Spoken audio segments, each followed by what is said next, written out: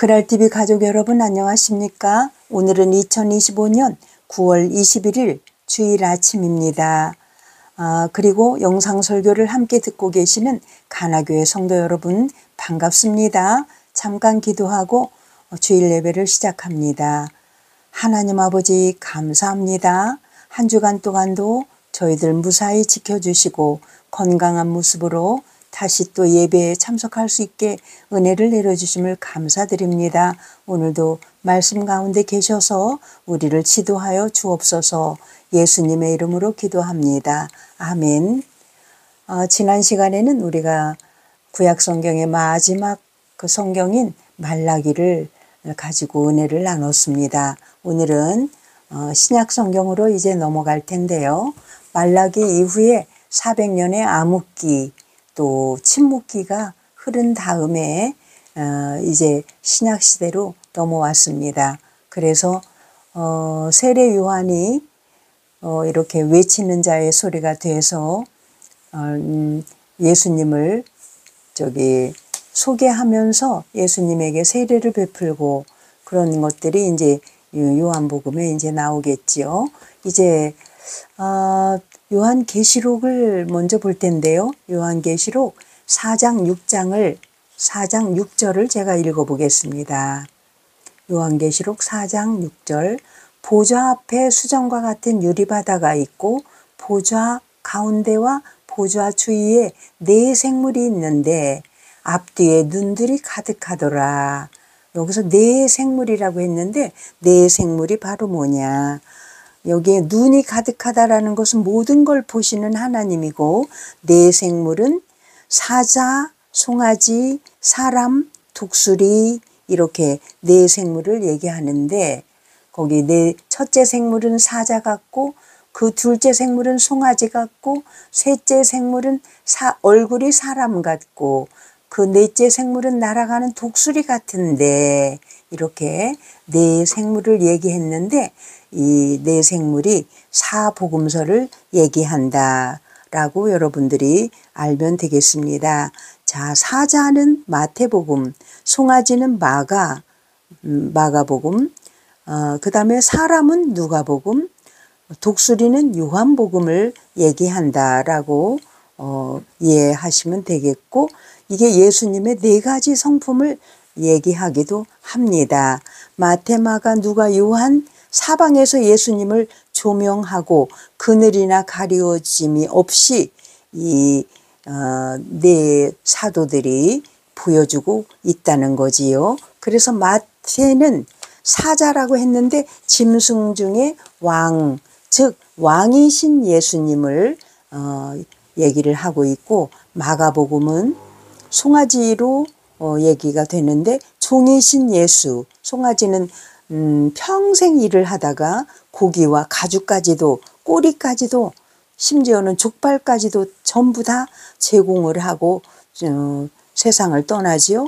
이 종이신 예수, 섬기러 오신 예수님을 마가복음은 조명을 하고 있지요. 마가복음 9장 같은 경우에는 나는 세상에 섬기러 왔노니 속죄 제물로까지 바치신 예수님을 이렇게 얘기하는 그런 마가복음 사복음서 중에서 마가복음이 제일 먼저 쓰여졌지요. 그리고서 이제 마태복음 이 순서대로 쓰는데 그래서 마가복음은 종이신 예수님, 섬기러 오신 예수님을 이야기하고 있고 누가복음은 사람이신 예수님, 그래서 사람의 그 휴머니티, 인간성을 많이 강조해 놨어요. 예수님의 출생 얘기부터 자세히 써놨고 민망히 여기시더라 또는 우셨더라 또는 그 예수라는 이름도 그 어머니 마리아와 아버지가 붙여준 이름이잖아요. 사람 이름이죠. 예수. 그리스도는 왕이신 하나님이신 그리스도라는 뜻이고 예수 그리스도 예수는 엄마 아버지가 붙여준 사람으로서의 붙여진 이름이다. 요한복음은 날짐승 중에 왕인 독수리 즉 하나님이신 그리스도. 그래서 요한복음에는 어린 시절에 예수님의 생활에 대한 것은 전혀 언급이 없어요. 태초에 말씀이 계시니라 하면서 하나님으로 그냥 다짜고짜 그냥 하나님이신 그리스도를 이야기하는 것이 요한복음입니다. 그래서 이렇게 우리가 지금 요한계시록 4장 6절을 보다시피 여기에서 보좌 앞에 수정과 같은 유리바다가 있고 보좌 가운데와 보좌 주위에 네 생물이 있다. 그래서 그들이 앞뒤에 눈들이 가득하다라는 거는 못 보시는 게 없다. 앞이든 뒤든 못 볼 게 없이 온 세상을 전부 주관하시고 보고 계시는 하나님을 여기다 이야기를 한 거죠. 그래서 사복음서를 사자, 마태복음, 송아지, 마가복음, 사람, 얼굴 사람 같고 이것은 누가복음, 독수리, 왕이신 하나님이신 그리스도를 얘기했다라고 지금 여러분들이 이해를 하시면 돼서 이 사복음서를 벌써 요한계시록도 요한이 썼고 요한복음도 요한이 썼지요. 그래서 이 요한계시록을 쓴 요한이 사복음서 쓴 마태, 마가, 누가 이 제자들보다 가장 늦게까지 살아남아서 이 사람들의 그 복음서를 다 읽고 그러고 나서 나중에 계시록까지 요한 1, 2, 3서, 요한복음, 요한계시록까지 쓴 것이 이 요한이지요. 사도 요한. 그래서 뒷정리까지 다 하고 이렇게 떠난 것이 요한이다라고 이해를 하시면 돼요. 성품도 아주 굉장히 부지런하고 그랬기 때문에 요한은 평소에 예수님 곁에서도 늘상 제일 먼저 나타나서 뭐 예를 들면 교실로 말하면 문 전부 다 창문을 열어놓고 예수님 오시기 전에 이렇게 맞이하고 나중에는 다 끝나고 난 다음에 문단속까지 딱 하고 정리하고 나가는 그런 습관을 가진 요한이 정말 자기 성품대로 제일 오래까지 살아남아서 나중에 그 요한계시록까지 다 쓰고서 뒷문까지 딱 문을 닫고서 자기 생을 마감하는 그러한 그 성품을 그대로 발현을 하는 그런 요한을 우리가 알 수가 있어요. 그래서 마태, 마가, 누가복음은 사복음서 중에 요한복음까지 사복음서 중에 공관복음이라고 그래 이야기를 하죠. 공관이라는 뭐냐? 똑같은 관점으로 사물을 바라보고 글을 썼다. 그런데 요한만은 완전히 다른 관점으로 그래서 제2복음서라고 말할 정도로 마테마가 누가와 좀 다른 관점에서 요한복음은 쓰여졌다라고 우리가 이해를 하시면 되겠습니다. 그래서 오늘은 이렇게 요한계시록의 그 네 생물에 대한 거, 그 네 생물이 바로 가리키는 것이 사복음서다. 여기까지 우리가 이해를 하고 그리고서 사복음서 중에 공관복음이 세 복음서고 마테마가 누가고 그 다음에 요한복음은 다시 제2의 복음서다라고 우리가 이해를 하면 되겠다라고 여러분들이 이제 그 신약 성경을 출발을 하면 될 것 같습니다. 자, 마태복음은 왕이신 예수님이라고 했잖아요. 그래서 족보가 나와요.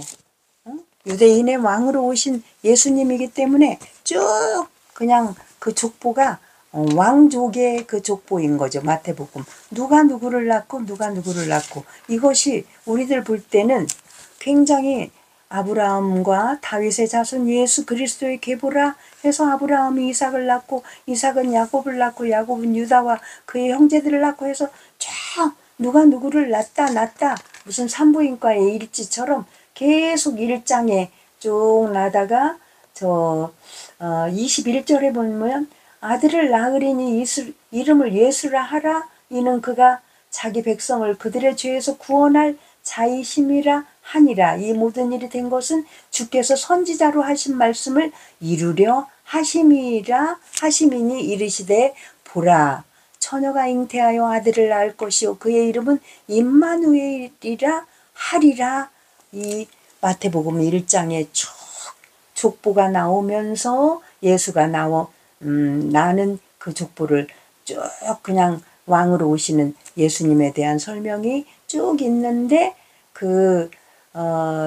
이 예수님이 탄생하는 것을 이사야 선지자부터 미가 선지자까지 쭉 전부 다 예언을 해놨잖아요. 그 예언한 것들이 어디서 날 것이냐, 또 누구에게서 날 것이냐, 이런 것들을 전부 미가는 어디서 날 것이냐,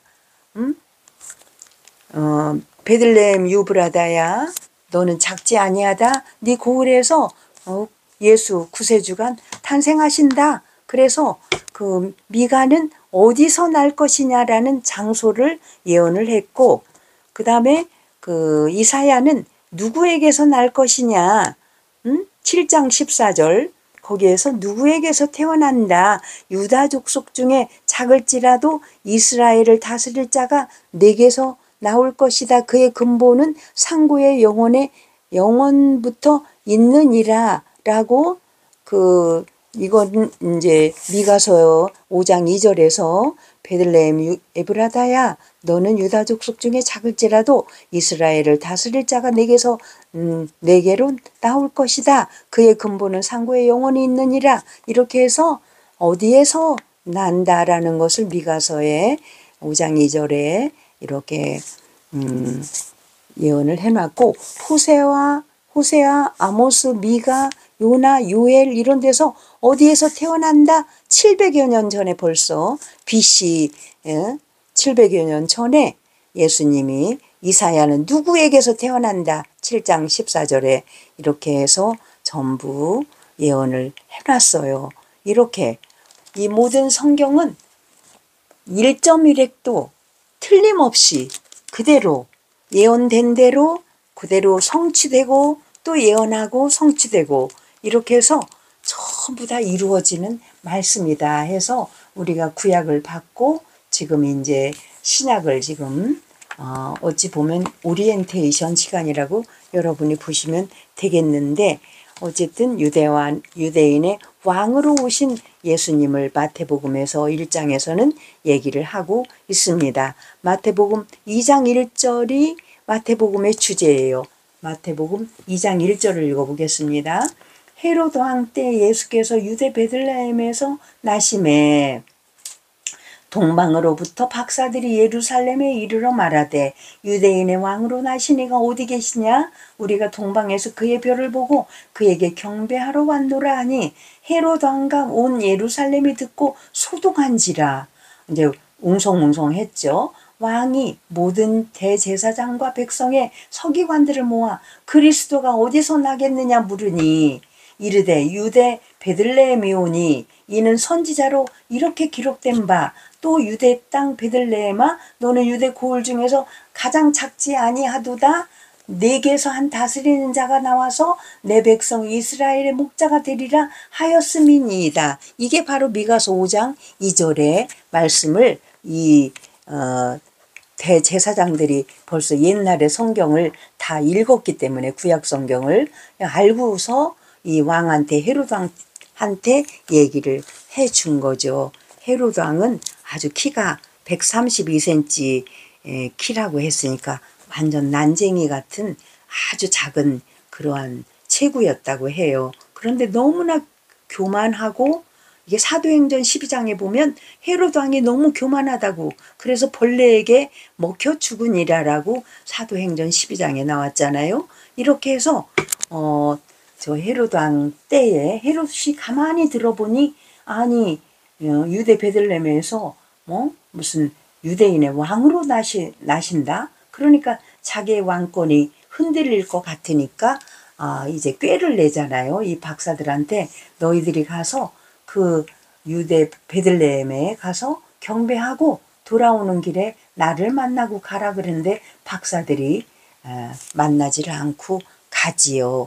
이렇게 해서 오늘은 시간이 많이 가는데 여러분 계시록의 네 생물이 바로 그 사복음서를 얘기한다. 그래서 계시록 4장 오늘 7절부터 쭉 봤고요.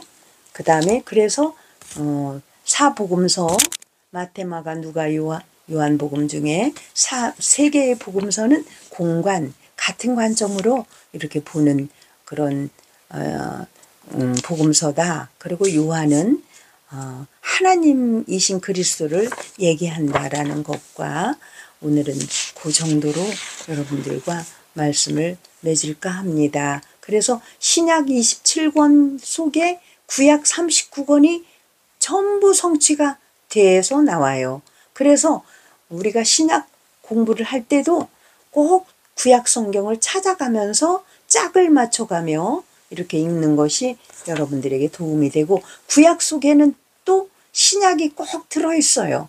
그래서 서로 짝을 맞추면서 보면 좋겠다. 그래서 구약과 신약의 다리 역할을 하는 것이 마태복음이다.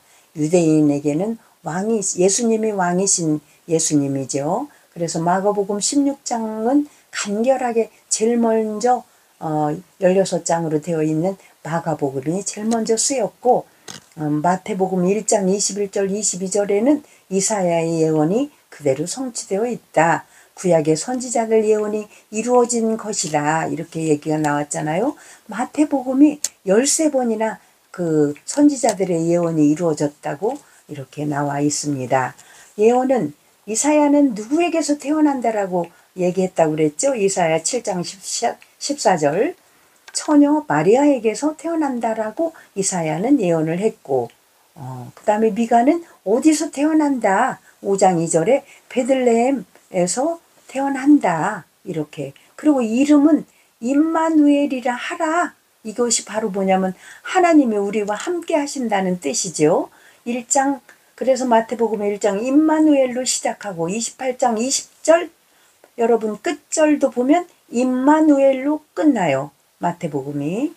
이래서 그 마태복음의 신앙의 네 기둥이라고 하면 창조신앙, 신앙의 네 기둥, 마태복음뿐만 아니라 모든 신앙의 핵심은 창조신앙, 임마누엘 신앙, 십자가신앙, 부활신앙, 이 네 가지를 우리가 붙들어야 될 텐데, 하나님이 세상을 창조했다는 신앙과 그 다음에 하나님이 우리 세상 끝날까지 우리와 함께 하신다는 임마누엘 신앙 정신을 우리가 꼭 갖고 있어야 되고, 그 다음에 십자가에 돌아가셨다는 것을 우리가 믿어야 되고, 돌아가신 다음에 사흘 만에 부활하셨다라는 것을 우리가 믿어야만 우리의 신앙의 그 핵심 요소를 우리가 믿는 거다. 이렇게 여러분들이 아시면 되겠습니다. 그래서 마태복음 1장 23절에 보면 마리아를 통해서 낳은 아이 예수가 이사야 7장 14절에 그의 이름을 임마누엘이라 하리라 하는 것이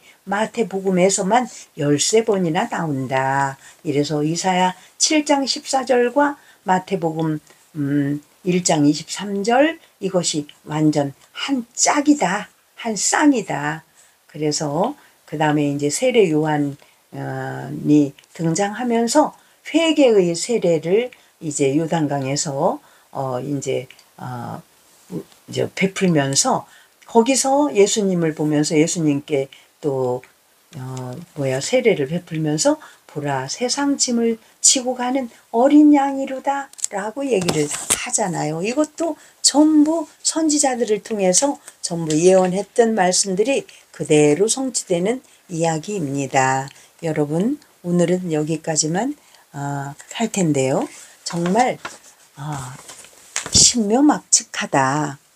계시록에서 써있는 그러한 말씀들이 마태복음과 또 구약성경과 이사야와 그 다음에 미가서, 요엘 전부 다 이 성경이 완전 한 통으로 전부 이렇게 뚫려 있다.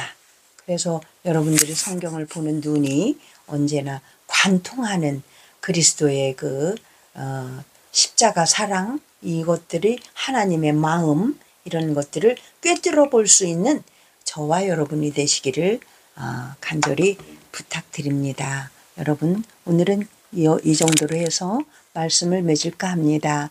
기도하겠습니다. 하나님 아버지, 계시록 4장 6절에 눈이 가득하다 이렇게 표현했는데 모든 걸 보시는 하나님이심을 우리가 압니다. 그리고 내 생물을 말씀하셨는데 사자와 송아지, 사람 독수리 이게 사복음서를 가리킨다고 우리가 또 배웠습니다. 사자는 마태복음, 송아지는 마가복음, 사람은 누가복음, 독수리는 요한복음 이렇게 해서 예수님의 4가지 성품을 이야기한다라고 배웠고 사방에서 예수님을 조명하기 때문에 그늘이나 가리워짐이 없이 우리 예수님을 우리들에게 보여주고 나타내 보여주시는 것을 감사히 여깁니다. 오늘 배운 말씀들을 통해서 하나님의 말씀은 1.1획도 거저 쓴 것이 없고 선지자가 예언한 것이 그대로 구약과 신약이 한 짝이 되어서